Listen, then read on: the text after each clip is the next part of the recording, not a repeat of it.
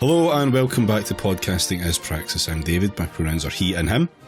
I'm James, my pronouns are they and them. I'm Jamie, my pronouns are he and him. Hi, I'm Rob, and my pronouns are he and him. And I'm Alistair, and my pronouns are also he and him. So this is, we're all here, and it's just another normal episode. A very normal episode full of normal things, and no abnormal things have occurred at any point between the last bit you just heard and me saying this sentence. Rob, what do you have for us? Right, so to start things off, I assume that everybody this weekend with bated breath read the Keir Starmer profile in the Times? No. Glanced off of at high velocity. If that is the same as reading, then yes. No, but I did. So, and I thought I would just. Is this the one about how many Tories he's piped off or whatever? Yes, this is the one. This is the one that where he. Keir Starmer, right in with your favourite Tory dogging spot.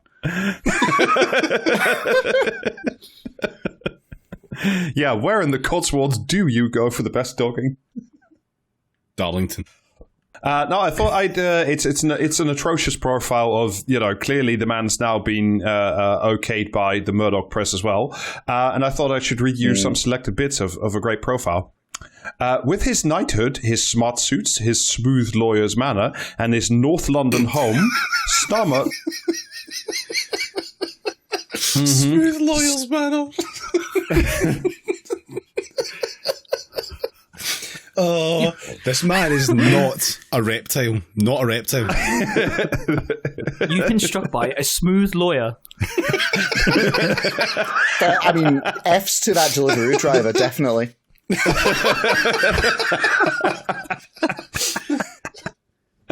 Starmer looks like he was born into the liberal metropolitan elite, but his childhood was far from privileged. Oh, get a fuck. Now, I'm looking forward to us hearing about how his dad worked down the pit in the fucking tool factory or whatever. He did. He worked in the tool factory, and he was also a distant man. At the tool face. Toolface just sounds like a low-rent, depressing British jigsaw, to be totally honest.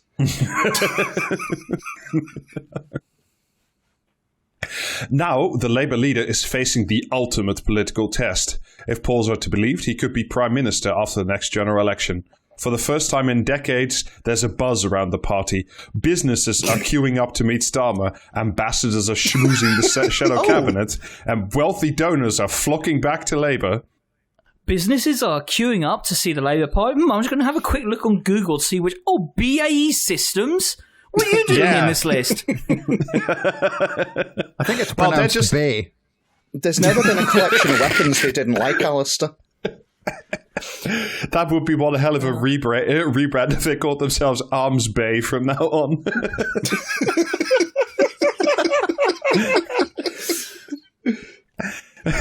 Copyright, stay away. Yeah, Raytheon rebranding as Small Bean Logistics or something like this. Yeah.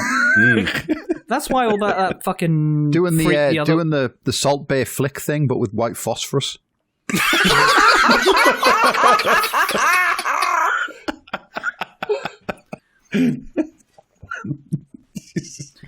I really like it. So it's like, there's a buzz around the party. Why is there a buzz? Oh, well, it's because big donors want to give them money and ambassadors are around, not, human beings or anything. That's clearly less than important. But then we get to maybe my favorite bit of all of them. This is like in a long paragraph about how he feels truly ready to be Prime Minister. He even has a version of a prime ministerial red box for the papers he reads every night. Fucking God almighty. I love to get my fucking Playmobil Prime Minister set out every night so that I can pretend like I'm the real thing. I like the idea of him on the Playmobil phone ordering nuclear strikes every night before he goes to bed. Writing the letter of last resort in crayon and solemnly folding it into a little No, James, it'd obviously be a connect the dots, and the dots would be targets.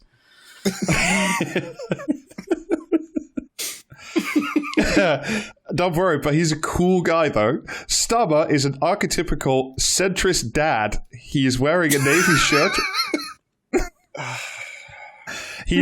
He's wearing a navy shirt and blazer. Archetypes were a mistake. Archetypes were a mistake. Myth was a waste of our time. If it has led us to this, of what use the rule if it has led us to this? Just fucking... It's good to see that centrists are really putting in the effort to reclaim centrist dad. Well, they've been trying out this line because I remember seeing this from before somewhere from a couple of weeks ago where he was like, yeah, being a centrist dad is cool, actually. I remember this from another place where they're like trying to lean into it by like, I don't know what he's trying to think to do. But yeah, I remember this. Well, again, another lesson that we can learn from our posting history is that first they try and roll with the punches and then they go out and tell us that they're actually the master puppeteer and this is all a social experiment to get you to react this way. He is wearing a navy shirt and blazer with surprisingly cool black and orange shoes from Hugo Boss. He was thrilled to notice that his teenage son recently borrowed the shoes. Without asking, of course. Were these the shoes that Mick Wright was tweeting about the other day? Yes, they were. Maybe, yeah. So they're the fucking boots from The Expanse when they're walking around the spaceships. Excellent. Oh. Without asking, of course, that was the point at which I realized just how good they were. It's just like, yeah, He was going off planet. He needed some shoes so they can, when they're on the float and that. I've been watching a lot of The Expanse lately. Can you tell?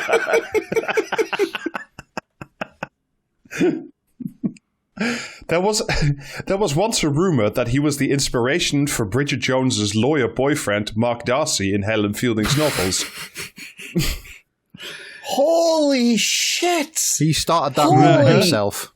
Holy 100%. fucking... Oh man, this is pure schniff ideological nostalgia. Like, yes, they are reaching back through the mists of time. Yeah, remember the 90s when your dick worked? Literally, who had heard of Keir Starmer before, fucking 2015? Like those rioters. I mean, yeah. Jimmy Savile. Presumably this is a rumour he heard from that guy he walked in on in that hotel that one time. Oh, God. I hope he went into detail about this fucking tedious anecdote in this interview, because that would just be the absolute beautiful capstone to this. Just the first time he heard it was when he turned up at the dogging site and they're like, hey, are you that guy from the Helen Fielding novels? So I turned up to this dogging site and it turns out I had the wrong keys.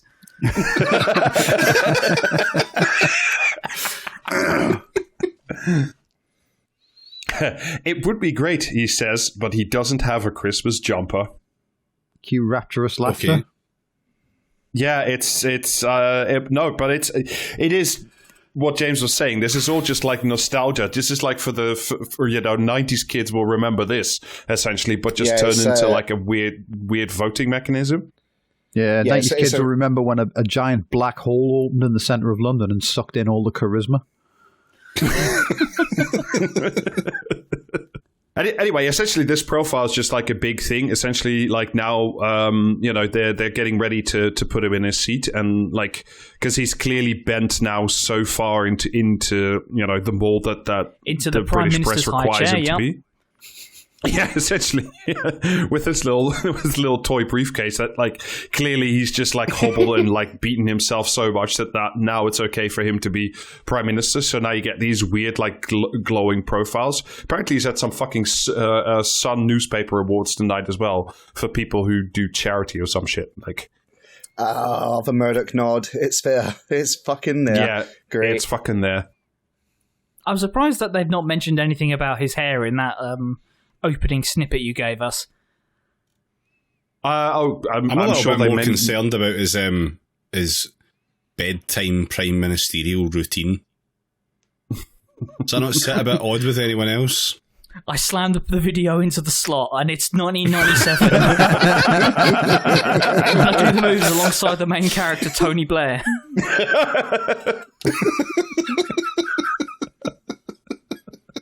It makes number 10 feel less lonely. Anyway, so that's how our new long prime was this? How long was this article? Like, was it a painful very fucking length? long? It was I've just trimmed like a few bits out of it because it was atrociously long and was basically just. So it was a legitimate Starmer article. Then we can. It was definitely an interview with that boring cunt. Well, I think he's still got a book coming out as well, like another 18,000 pages. Fuck off, Rob. Yeah. No, I'm no. Yes. Hey, listen, you can say no to Rob all you want. There is a higher power that does not defer to you, and Sinan, when he chooses and at the time, and when the measure of a man has been decided. Oh dear, I really don't want to know what's in that, but it's going to be so fucking boring. It will be. I did actually read that last one. Anyway, I also bring good tidings from the House of Commons today. This was from Sky this afternoon. MPs are now allowed to put food, drink, and office decorations for their Christmas parties on expenses. Yep, cool. Not alcohol, though. Like, according to the fine print, lights, tinsel, and a tree can be expensed because they are festive decorations and are therefore covered by the rules that govern these things. Oh, I wonder in what ways that this will be exploited. I'm sure it will be all above board and extremely accountable. But don't worry about it, because Jess Phillips already put out a statement that she's against MPs spending money and she will cook at home for her staff in Birmingham. Did you know she's from Birmingham? Do you think you could get away with expensing, I don't know, Diwali or Ramadan or other kind of like celebrations and similar? Or is don't it be ridiculous? They're made up. I wonder if you'd be able to expense those BNP wishing you a white Christmas cards, because those are technically Christmas related. I think Farage has sent one over to Keir Starmer, if I recall correctly. Yeah, for that migration speech thing where he said that, like, what was it again? What was the tagline? That migration was no longer okay for undercutting British jobs or something? Yeah, and Farage was very in favour of this, which you love to hear. Just great. It's not enough for, UKIP to capture the Tory party, now they're capturing Labour too. Fantastic. Oh, it's James, have you been paying attention? The line was, we must wean the economy off immigration. Yeah, so get breeding, everyone. It is your duty to pop out as many babies as humanly possible to solve this problem in Labour right now. Yeah. Keir Starmer will be going around walking into hotel rooms unannounced just to check that you're doing it right. Are you shagging, son? I mean, we can create the synthesis, which is official government-sanctioned dogging spots. Like, there you go. Finally, investment in critical infrastructure this country desperately needs. I genuinely suspect that if you implemented, no prosecution dogging spots across the UK, somehow, bizarrely, GDP would go up. I can't explain it. It's just a kind of feeling. Something about the British psyche would somehow be enhanced and productivity would increase. No, I think I understand what that one might be. It's that you've suddenly made it legal, and then a lot of people will simply just work overtime instead. I mean, could we apply this principle to more spaces? Should we open a dogging spot? Could we do like a public-private partnership for a dogging spot? Oh man, that would be the worst, most depressing circle-operated dogging spot. Yeah, just you show up and the trees are half planted. A dogging spot, but you need to pay for the fucking parking. That's what it is. Yes. Just buying like a really shitty 1989 Ford Escort with PFI.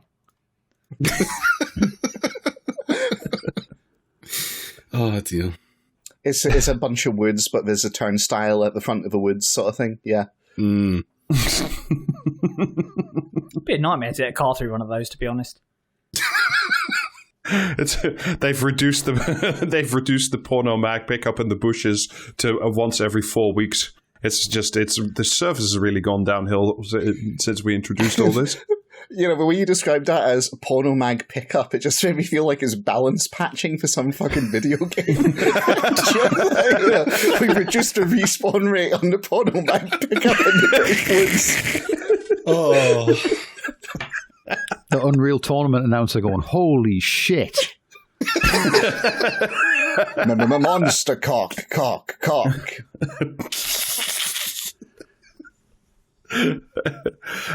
So, but before we turn to the main topic, absolutely live into the spirit of that. Like 40 minutes into a podcast. Let's jump right in. Tweet, aren't we tonight?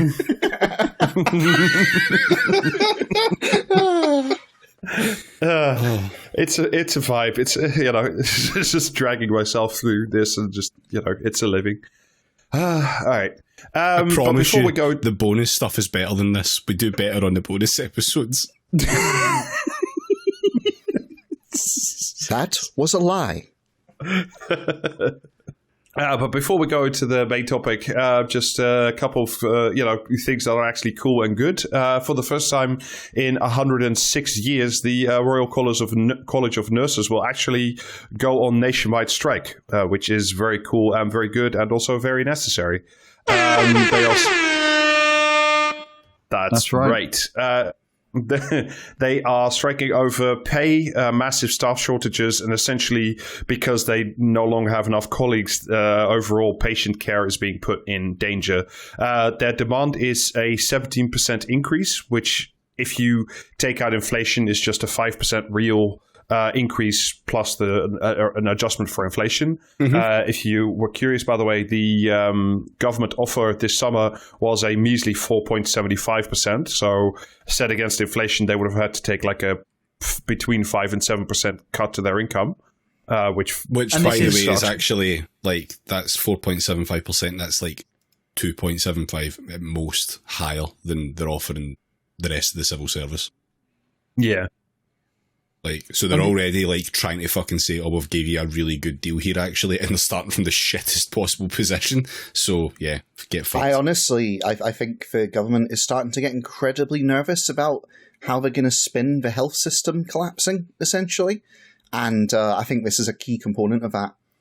So, have you met our wonderful friends in the private sector? Yeah. Well, like, this is the thing, like, I know that their ultimate goal is, like, health system is collapsing. Therefore, now we need to introduce, like, private care in order to make there be, like, a viable, health system in the UK. But the problem is there's a hump they have to get over there, which is they have let the health system collapse. And I think they're trying to figure out how to square that circle kind of last minute.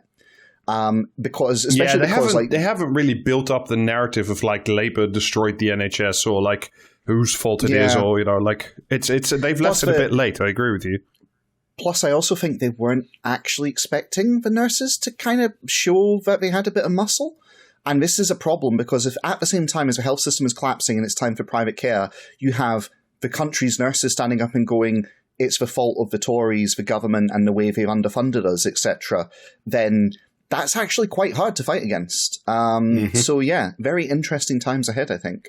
I look forward to all of the really like odious tweets that are going to be like, well, a nurse starts at 25 grand a year. This is outrageous. It's like, it is outrageous, but not in the sense of like being paid too fucking much. I love the optimism in your voice of look forward to there. That's great. Yeah.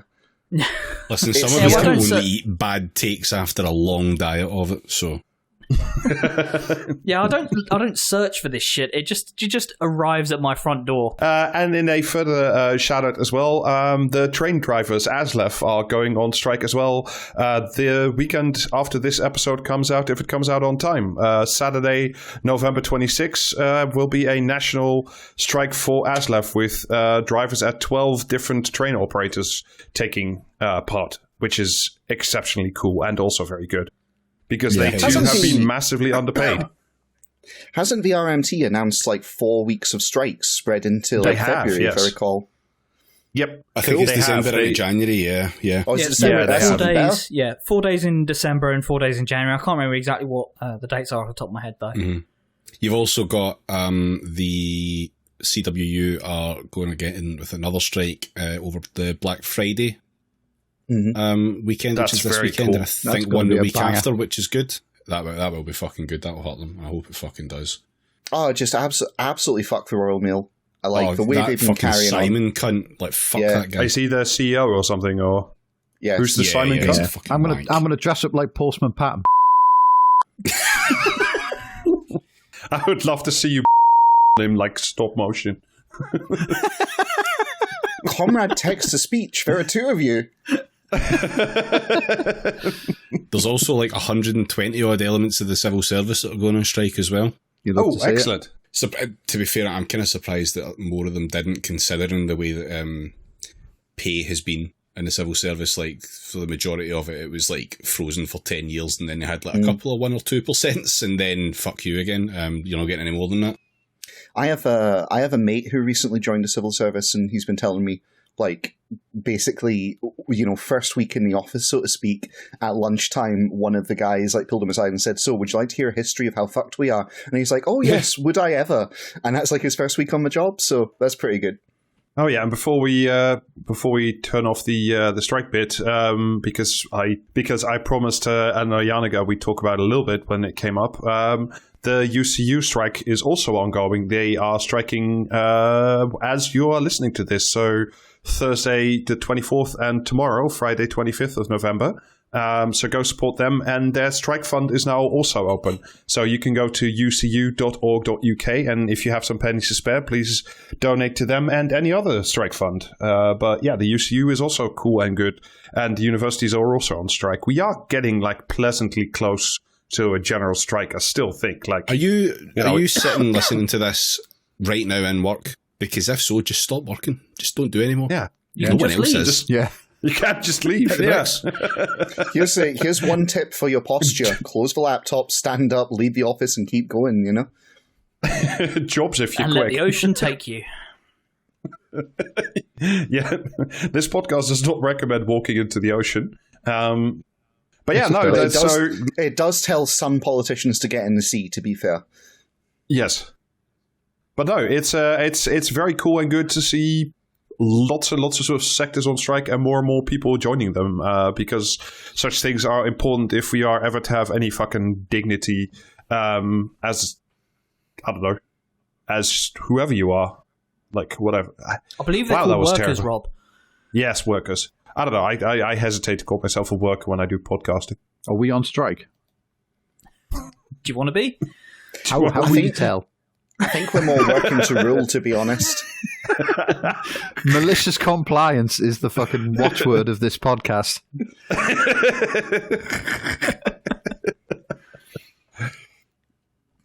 But yeah, since the train drivers, so ASLEF, are going on strike, I thought we would spend tonight's main topic talking a bit about why they're going on strike, and specifically talking about the West Coast Main Line and what the fuck's going on with that. So, like, together with last week's thing about British Volt, this is sort of like a podcast movement of Northern bits that I want to talk a bit about, because it is interesting and I think also relevant and important. This podcast is the closest thing to any kind of extant northern powerhouse, because the fucking government sure as shit isn't going to do anything like that.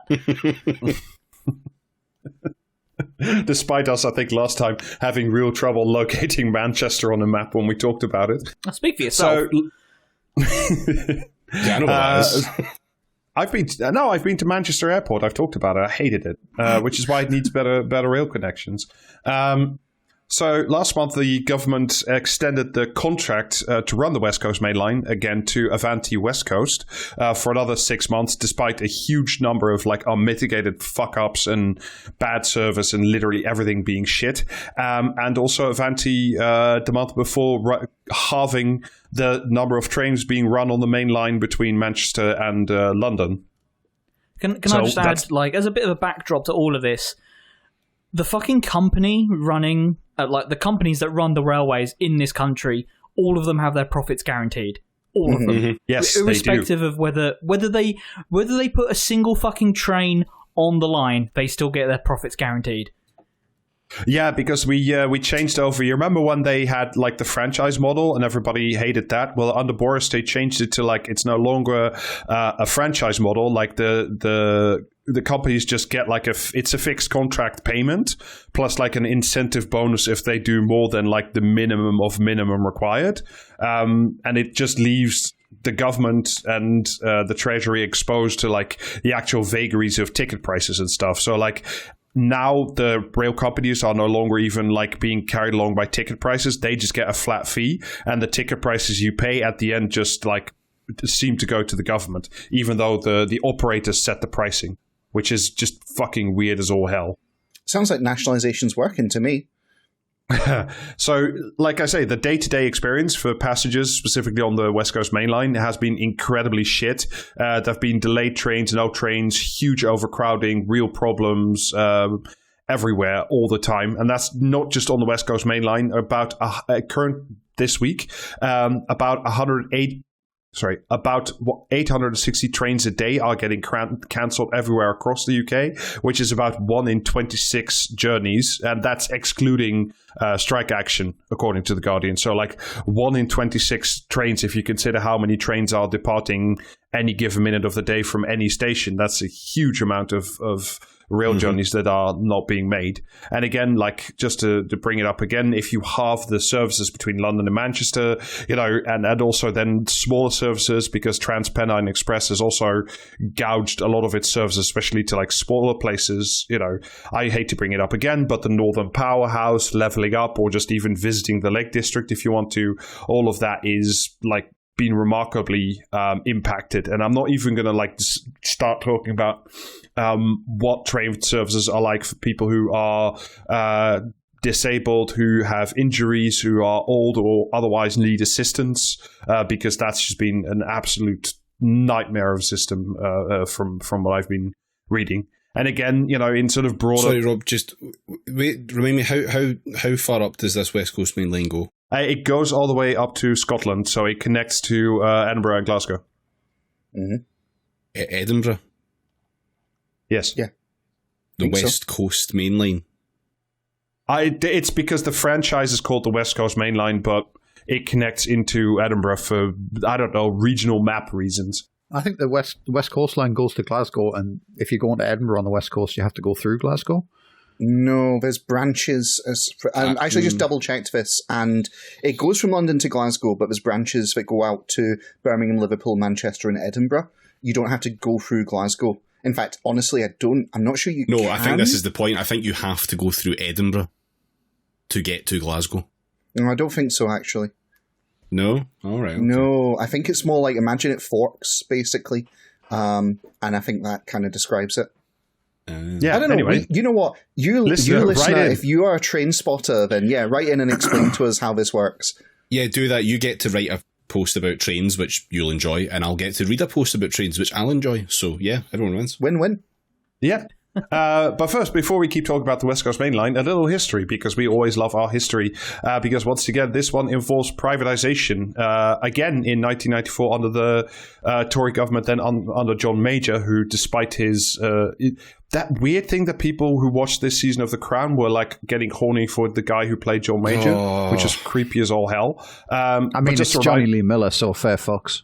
Yeah, that's true. Yeah. But yeah, do not get horny for John Major is I think a reasonable way to live. When you meet the actual John Major, you will resent its absence. So do not become dependent upon it. It was privatised in 1994 under then Transport Minister John McGregor, and I only mention his name because apparently he was an amateur magician in his spare time, which is just fucking incredible. And, much like the buses, the energy services, the everything else, privatization would harness the management skills, financial disciplines, and entrepreneurial spirit.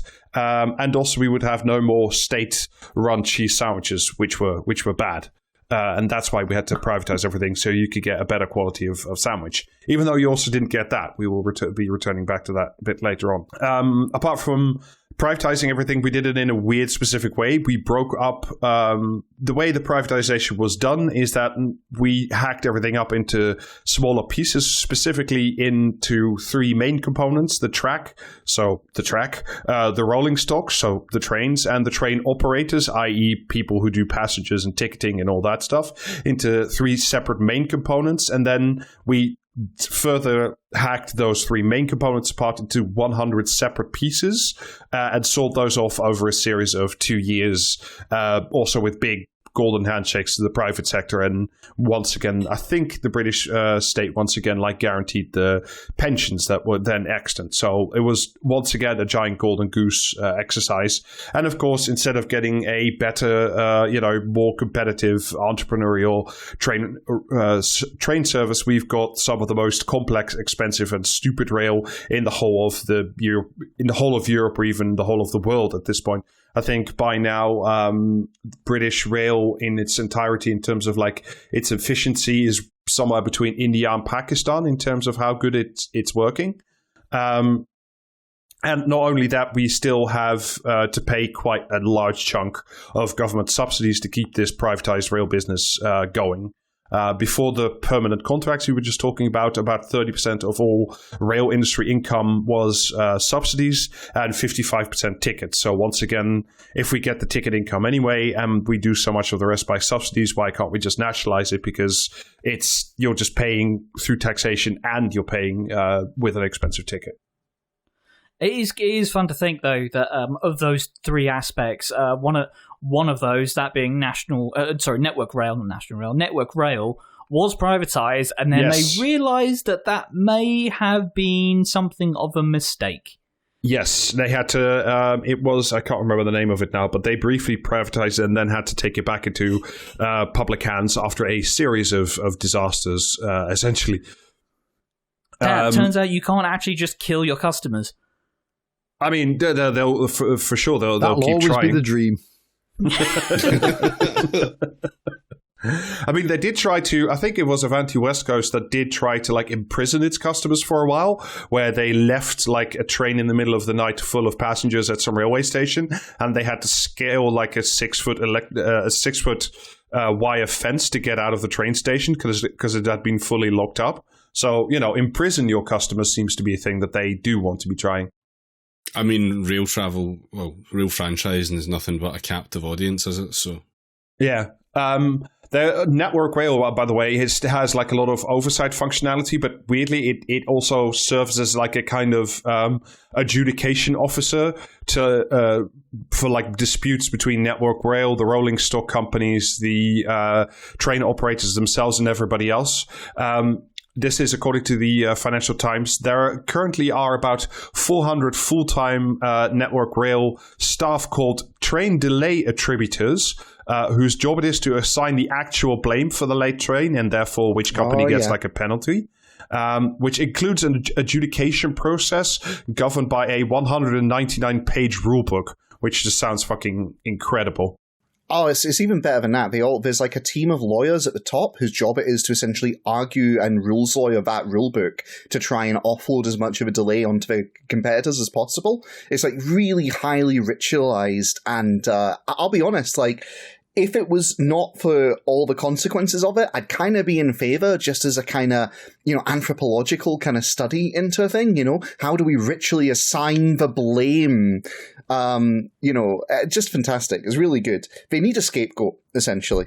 If they do a ritualized system, they can do it through a Canley system, like a June thing where it's ritualized vendetta. I would approve of that. Mm. On the other hand, aren't lawyers essentially the ultimate rules lawyer, the archetypal one, if you will? It's in the name. Yeah. But yeah, James, you are 100% right. This is from the FT. This is it's such a great bit. The most bizarre dispute of recent years involved a debate about who was to blame for a train hitting a peacock. If it was defined as a small bird, then the company driving the train was responsible. If it was categorized as a large bird, then the blame went to the operator of the tracks. The two sides ended up haggling over whether or not peacocks were bigger than geese. A small bird the size of a large bird. Large bird, yeah. It depends. If the synthesis of this is that if the tail is down, then it's a small bird, whereas if it's unfurled the tail and is trying to mate with the oncoming train, then it's a large bird. Clearly. I hope that there's some guy whose job it is, there is with to take the blame for medium birds. Whose job it is to fire various sized birds at trains, because that's just a job that I want so desperately. It's loading poultry into the big bird gun or something. If only they'd had a safety system like that for like firing planes into towers.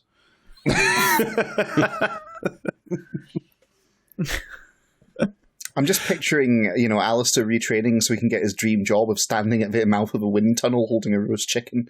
Like, that's fantastic. I'm all in favour. Are you telling me that you wouldn't take the opportunity to put a frozen bird into a cannon and fire it at a large piece of machinery? What are you, the A-team? I'm working on the Mohawk. The answer, by the way, if you're curious, a peacock is a large bird, which meant that the train track operator was to blame for the delays. Ah, well, get it fucking up then. I mean, that was the problem.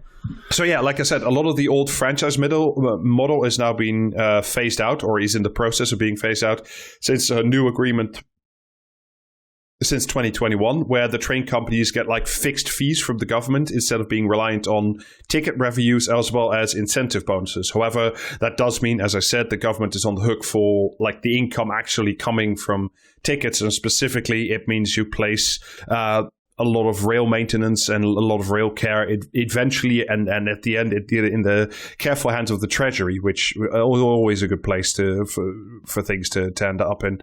And essentially what you're doing now is you're giving a lot of rail companies like a maximum profit margin of 1.5%, and it's like that's if you run the service well, but if you run it like very much below the standards, you could still get your money worth, and like you just get more money out of it.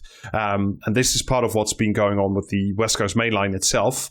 West Coast Main Line, like I said, that's the main piece of rail between London and Manchester, and then going up to Edinburgh and Glasgow, is operated by Avanti West Coast. Avanti West Coast is in turn owned 70% by First Group and 30% by the Italian national train company called Trenitalia. First Group, by the way, also owns Transpennine Express and some other bits. So, like, they have vast chunks of the UK rail transport. They just do it with various different faces on it. They took over maintenance of the West Coast Main Line in 2019 from Virgin Rail, which mainly involved just the exact same trains, but with a rebrand. The new slogan was "Ready and Fit for the Future!" I think. That was in 2019. And according to its own PR, the new Avanti logo, which is basically an orange triangle, was designed by an independent creative team of more than 100 people working in an old pickle factory in London and in a theatre in Amsterdam. So I'm glad the money is being well spent. I hope it came with the same like insane design document that like the new Pepsi logo came with, because that is another document that I would like to read. Well, I mean, if 100 people ended up working on it, and might I remind you, the end result was a little triangle. And if you're curious, by the way, like it's not going to be so much a document as like a thesis. That's because the triangle is a symbol of how it would bring communities together across England, Northern Wales, and Scotland. So I think I'd have just stuck a train on it if it were me. Was the triangle in question the one the Predator uses to target people?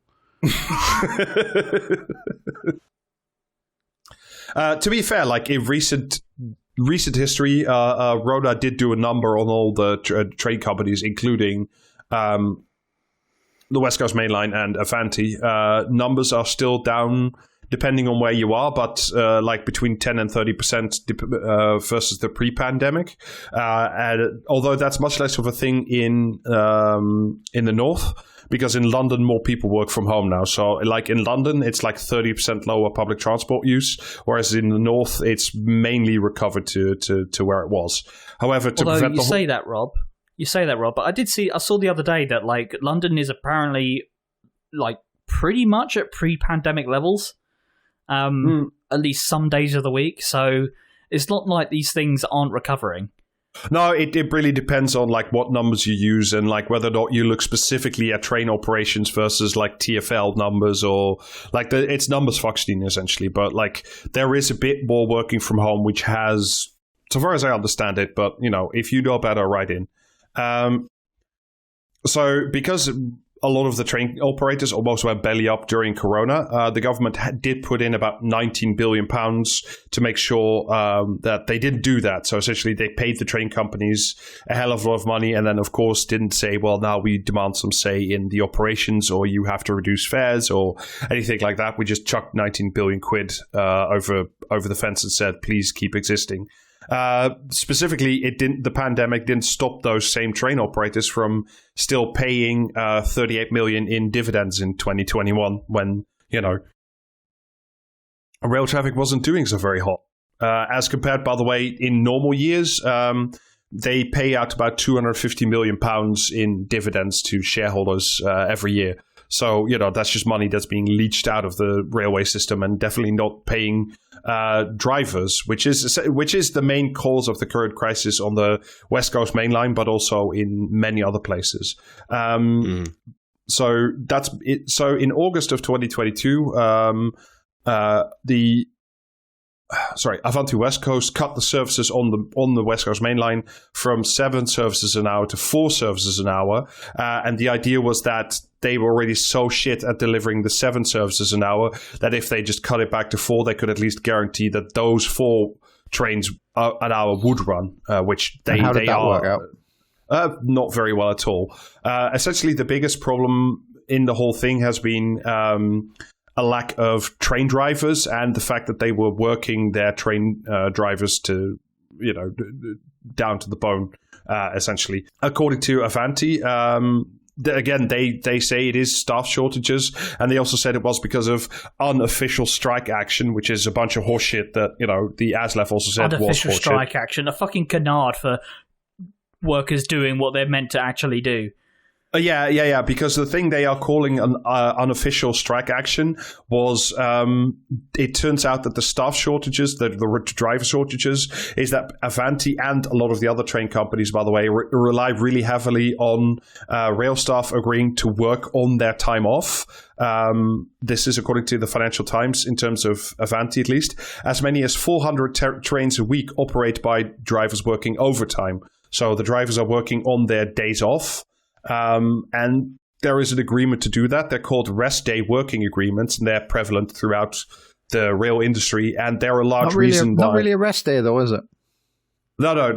But you do, as far as I understand it, you do get paid on your rest days. And if you give trade drivers very shit salaries that don't increase with inflation, then you are kind of economically forcing them to work the extra days per an agreement. But these working agreements were sort of ratified by the government as well, but a lot of them have expired in the last month. So what happened after they expired? A lot of the train drivers said, "Well, we're not signing up to a new one." So the 400 trains a week that were running on this overtime system dropped down pretty much immediately to 50 trains a week, which has led to the current breakdown, especially in terms of the Northern Rail. So it had nothing to do with unofficial strike action. It was literally drivers just following the letter of the law and being sick of being made responsible for a fundamentally broken system. That's really at the core of the dispute, so far as I understand it. This is very key to it, these overtime agreements. It's shocking to me just how identical that fucking is to what's going on in the States right now. Are you guys aware of the big kind of thing going on with all the train strikes in the United States coming down? Yeah, so the United States has, you can strike, but first you've got to answer my riddles free and go through this 10-decade-long quest, before eventually the government will allow the train drivers to strike. And they're getting close. They might even have started now. I've actually had a look a little bit.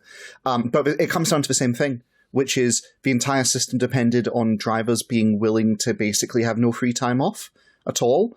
Except worse and turned up to 11 because it's America, right? But it's scary just how similar it is. It's just, hey, you have decided that your, contractual free time, you're actually going to use it. And I don't know if you realized, but you actually are a slave, and that really inconveniences the system that's built upon your labor. Could you not do that, please? That's it. That's the entire thing from all of these companies. And let's call it what it is. This agreement that says that workers are prepared to work on their days off. That literally just means we do not want to hire more staff. That is all this is. It is all a fig leaf for I mean, whenever we talk about privatisation of anything, it's all about cutting costs, and what costs are we going to cut? We're going to try and cut labour, because if we have 400 trains that however many trains a month it is that are meant to be running, but we don't want to hire the staff, you guys are going to have to suck it up. So yeah.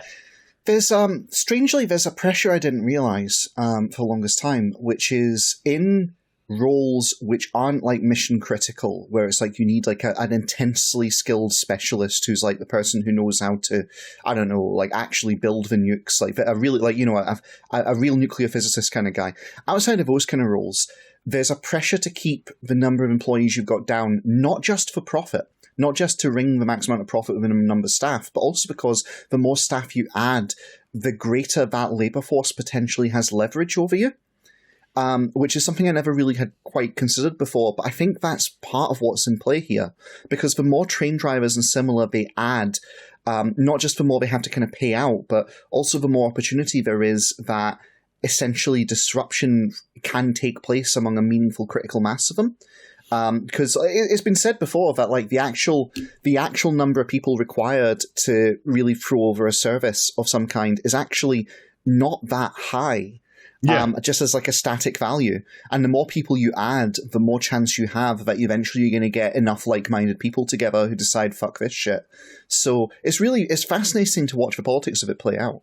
Yeah, I mean, and then especially I know in terms of the US, but increasingly here in the UK as well with the new anti-strike legislation, is that they say, well, rail is critical to the transport of goods and people. So like you have to jump through even more significant hoops in order to be able to strike than even other sectors of the workforce, because like you perform, you know, it's that whole thing of like you're not allowed to go on strike because you perform an essential service.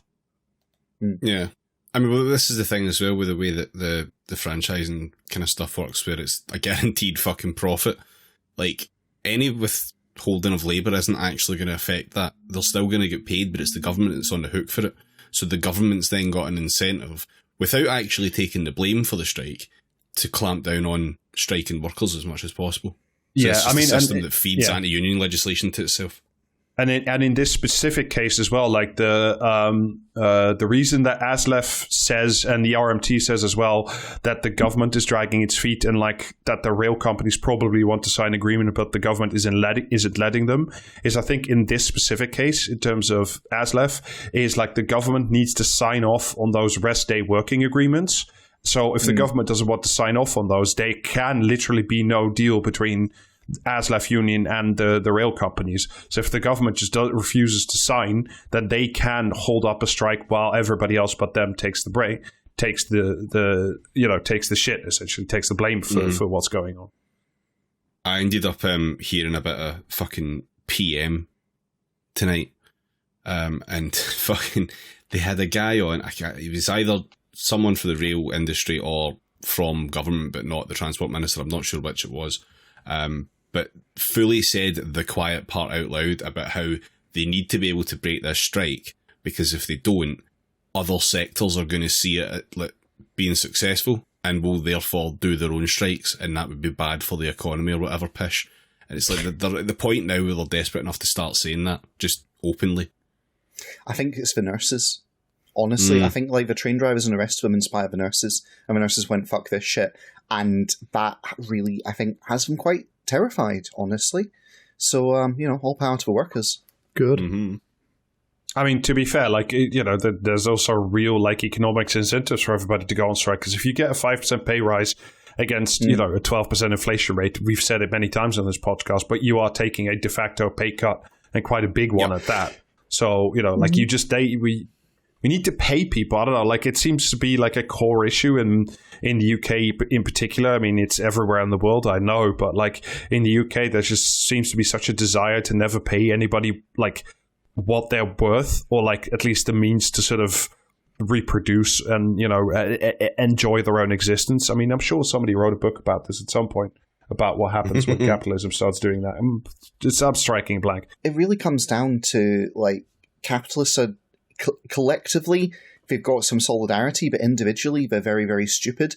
And in their hearts, they lust for essentially slavery. even though slavery as an institution is incredibly damaging to economic production and the accumulation of wealth. So, go figure. I mean, in the other sense, like you have these working time rest agreements. The other thing that Avanti was saying then that they are correct in is that because of Corona, they haven't been able to do new driver training because people weren't allowed to be in the same rooms as each other. Transpennine Northern. Just get them on the Train Simulator 2021. It's fine. It's all the same shit. All the buttons are there. It's fine. I mean, this is... That was the lorry solution that was floated a few months back, was it not? Yeah, it literally if it's good was. enough for the lorries, it's good enough for the trains. Well, yeah, trains are even easier. Yeah, you can't go left or right. You just have to go forward or backward. Yeah. Mm-hmm. Give us a train, coward.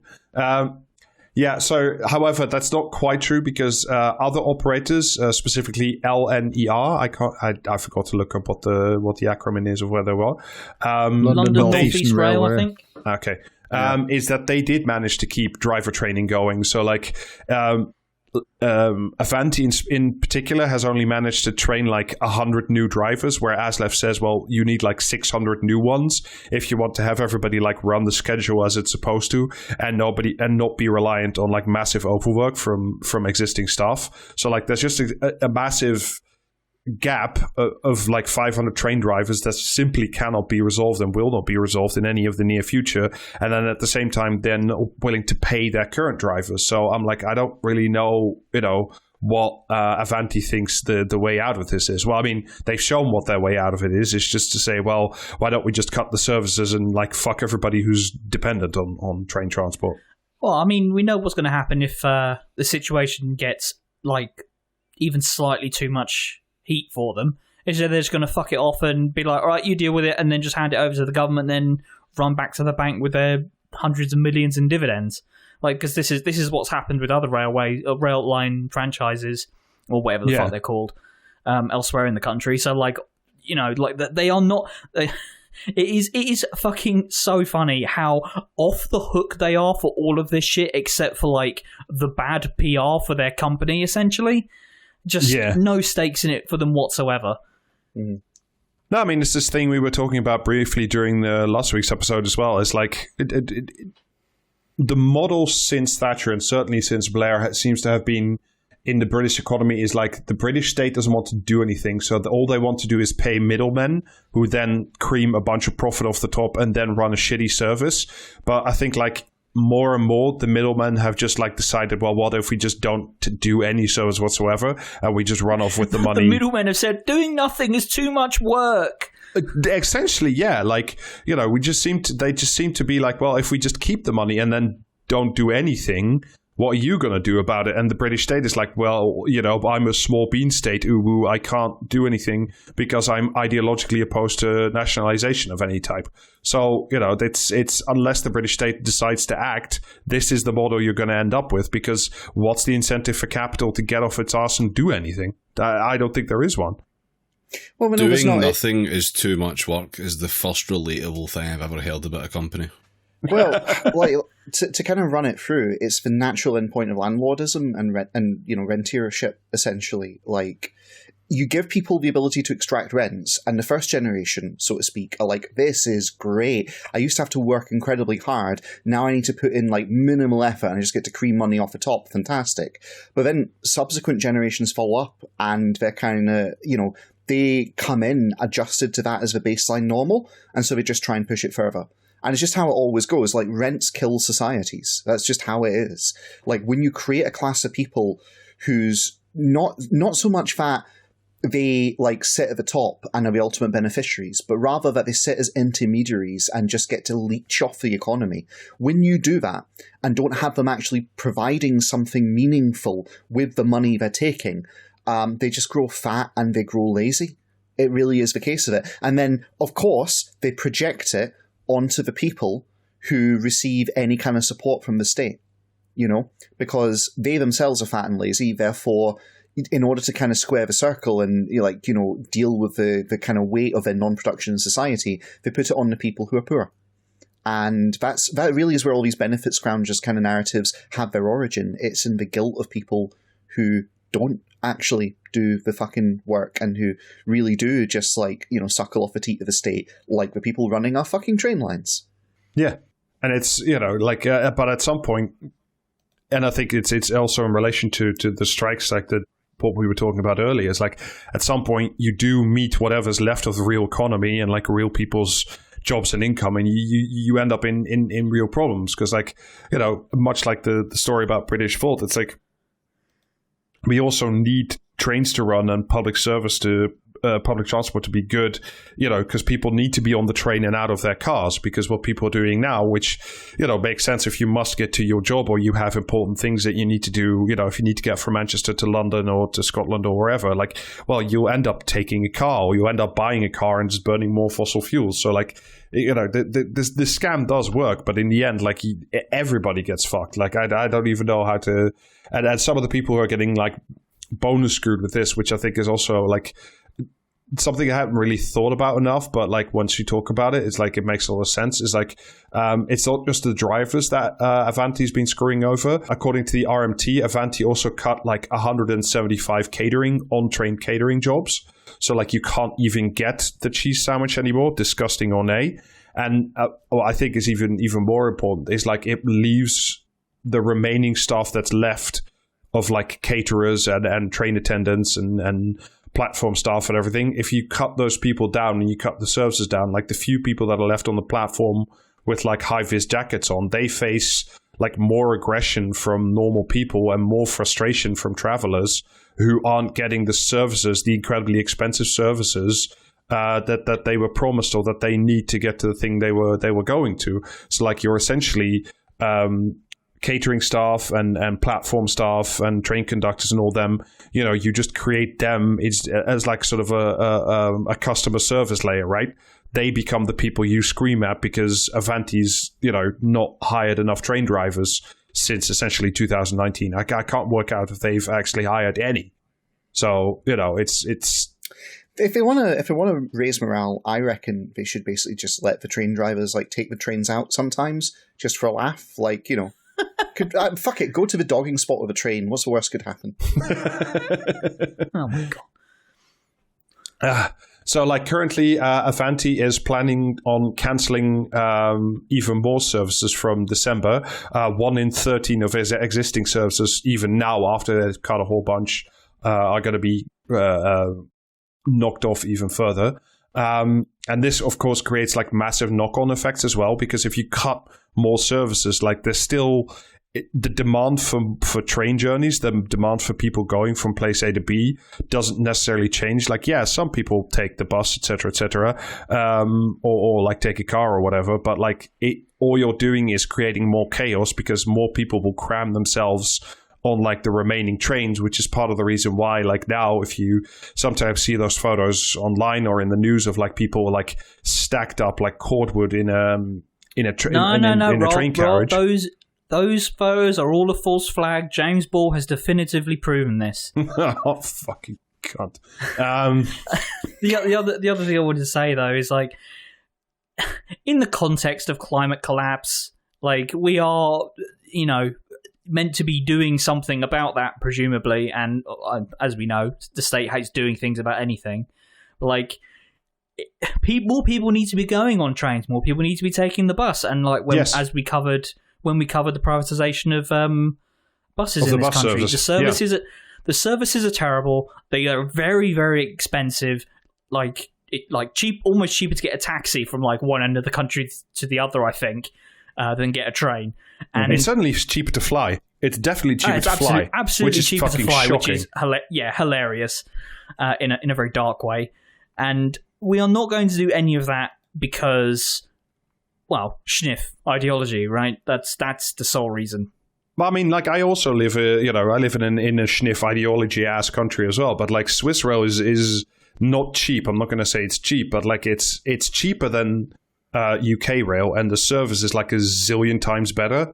Like, the trains come when they're supposed to, and they're clean, and there's staff, and there's people on the platforms. Like, you know, it's you can actually run like, I think Swiss rail is even like semi-private as well. Like, you can, even under a capitalist system, you can run a rail service that does actually work. Like, it's not, you know. It's, I mean, ultimately there is a strong difference between Britain and, you know, other capitalist nations which are functional.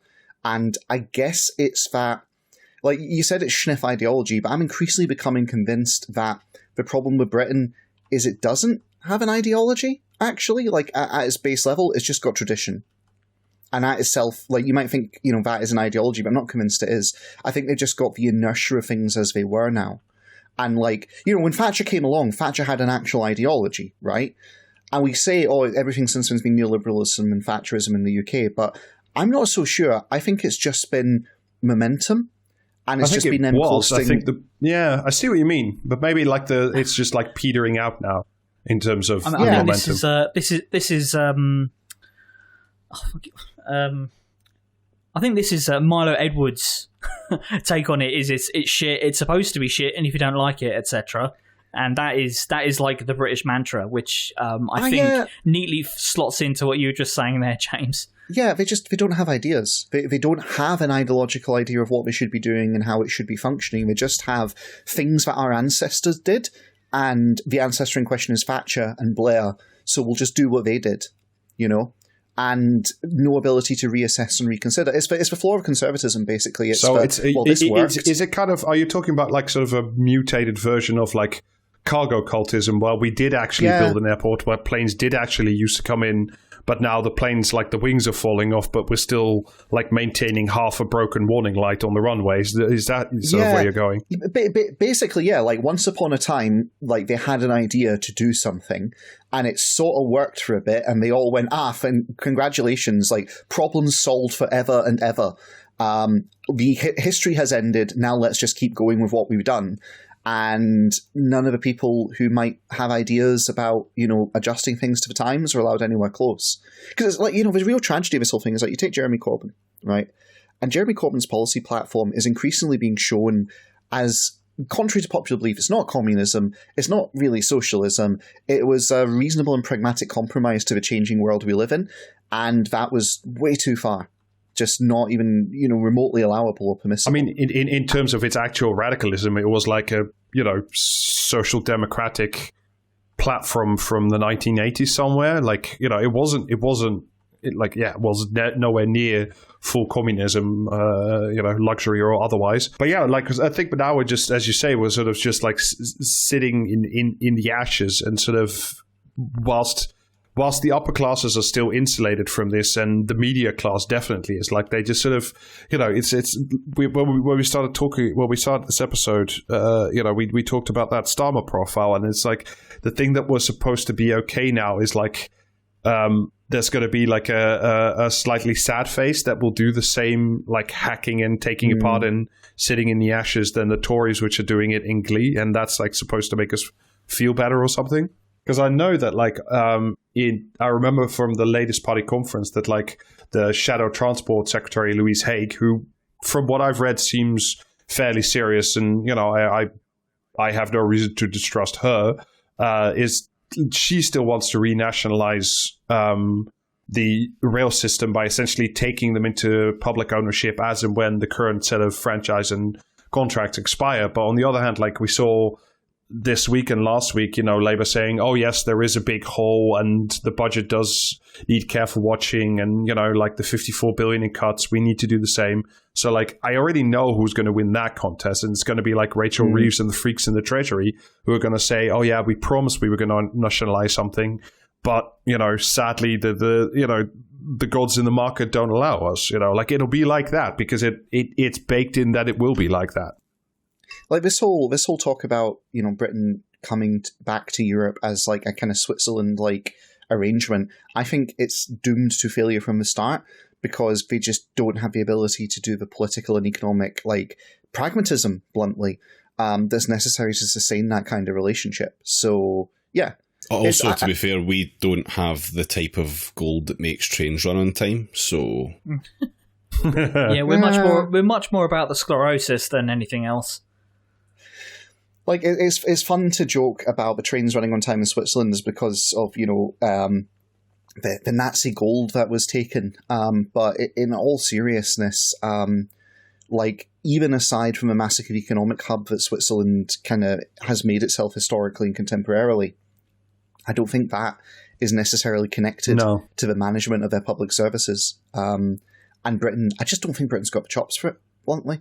I don't think there's anyone in any position of authority or like with ability to actually direct the state in Britain who has what it takes to essentially make Britain work in that context. I think in this context, James, I don't know if you're right about whether or not there's nobody that exists, because, like, you know, there's always the stuff you don't know, and, you know, there's always something around the corner that you didn't see coming. But, like, I think the biggest problem is, and certainly if you're also looking at, like, Starmer's Labour or the Conservative Party, certainly, or, you know, God forbid, the fucking Liberal Democrats, and I don't really know enough about the SNP, but I'm willing to include them in this, is, like, none of the four major parties have any incentive or desire to take on the middlemen in the economy, because essentially, I think in order to fix Britain or fix, like, the West Coast Main Line, you have to go to war with the middlemen.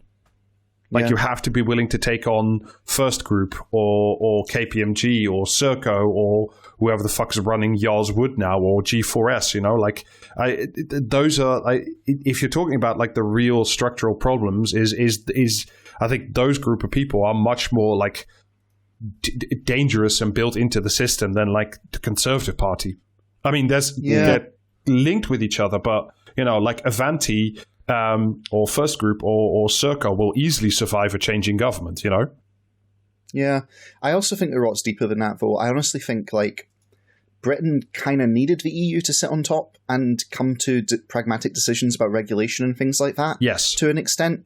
I don't think Britain has the institutional capacity to do that for itself. It doesn't have the ability to, like, legislate and restrain these companies, let alone fight them. Yeah, I mean, it does, but it doesn't have the will. Like, I mean, that power does exist. It's just none of them want to use it in any way, shape, or form. The system breeds against anyone who wishes to do anything that might impact the current arrangement. That's the whole point of it. I think it's the difference between, like, theoretically possible and pragmatically, systematically, you know, able to do the thing. You know? Yeah, and if you want to hear, like, a nice kicker to this whole story, which is the thing I didn't know, but guess who's been granted the rights to run HS2 Phase 1 to Birmingham back to London when it's ever finished? Jamie's going to be laying the track himself. That's what all that heavy equipment turning up at your house is for, Jamie, by the way. Yeah, it is Jamie, but in the guise of Avanti. They will, once that thing is ever done, they have the license to run it for the first, I think, decade or something. Which is just fucking incredible. Like, we're going to kick these people off. Until they get bored I think there's a chance they may actually get kicked out of their contract because, like, you know, I think even they are taking the piss to this point now that, like, I don't know if it's maintainable, but I think the government is just like, they need to find a different company. They need to find, like, Virgin or whoever else is out there to, like, take this contract. And once they found somebody, they'll, like, dump off Avanti and say, look, we fixed the problem because there's another faceless train operator in charge of the whole thing. While doing the research for this, there was a great interview that I read, and I can't reproduce it fully, but it was something like they talked to like I think it was a ticket inspector who'd been working for Avanti and its predecessors for like 20 or 30 years, and like the basic thing that had changed in his job was that he had been given 5 new uniforms, and the train had been given 5 new coats. The same train had been given 5 new coats of paint as like the operators change and the contracts change. But the guy was still the same. The contract was still the same, except that he was being paid worse than ever, and the train was still the same. So it was 20 years old, and everything was falling apart. I'm literally like, this is real feudalism, because I've been doing research recently about what happened when lords went to war, essentially, to the average person on the ground, right, in feudal times. And it's literally that. It's like, you know, new guy rolls in, and like all the the guys beneath him, beneath his predecessor, would all be like, I will pledge my loyalty to you. And either he like killed them, or he went, yeah, all right, fine, carry on, but I'm increasing taxes for a bit to pay for the war effort that's allowed me to acquire you. And they go, yeah, okay. And then for the average person on the ground who's managed to survive the conflicts, like, not much changes as a consequence. It's just they get like a fucking new set of religious icons in the local church, and or like suddenly a new flag in the village square with a different design on it. Yeah, literally, yeah. Yeah, it's exactly the new coat of paint. Yeah.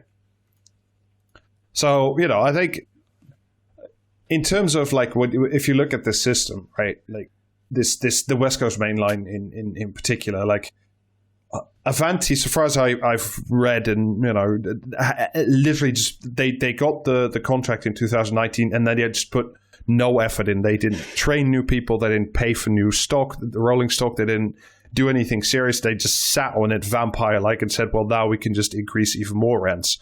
And then Corona came along, and, much like I think a lot of other sectors, because, when we were talking about the nursing shortages and all that earlier as well, like I think a lot of what's going on in the NHS now, like Corona really exposed like the deep structural cracks in the NHS and like the stuff that's been building up over the years that meant the NHS was no longer resilient to a crisis. I think the same thing has happened as well. Like Corona has like shown up the cracks in the transport system, and certainly in the rail system, because it was shut down for so long.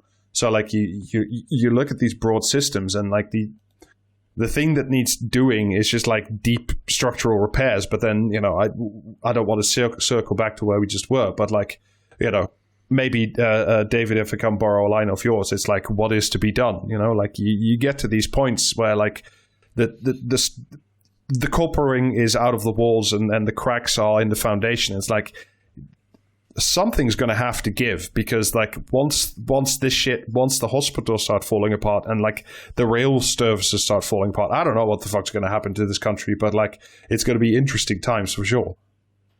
I'd just like to thank you for the correct attribution of the quote, what is to be done to me.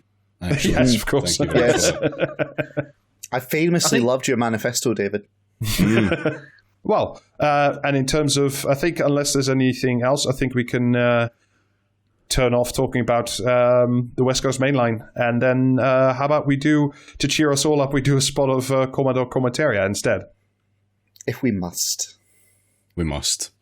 Okay. Right. Which one to start on, actually? Okay. Maybe the comment? Perhaps the commentariat? One of them. Of course, anyone who is familiar with Twitter and is sensibly free of political bias knows full well the platform was shamefully censorious of right-wing or contrarian views. One of the many things that, if it truly values democracy, freedom and individual rights, is setting the West on a dangerous course to an authoritarian future. I support Musk in rebalancing the Twitter sphere and making it fairer. It should not become an echo chamber for any political view. Comment or commentary? Brendan. I can hear the forehead from here. Yeah, Brendan.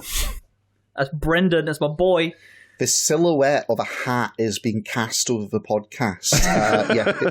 Let's go. It's commentariat, probably Brendan. Maybe spiked? Let's see. That was a comment in The Guardian.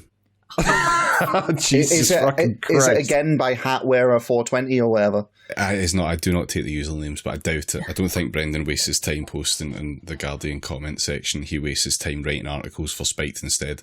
I mean, if he was going into the Guardian comment section, I imagine he'd just be bombarded with like Imager links to pictures of his head. So. Trump is still the candidate the US deep state does not want to face. For this reason alone, he represents the best nominee. Trump should be president now, no matter how many times the global mafia state and their media repeats the big lie that the 2020 elections were fair. Every honest man knows they were stolen. Here again, the continuing efforts to suppress the truth only make it more obvious. Comment or commentary?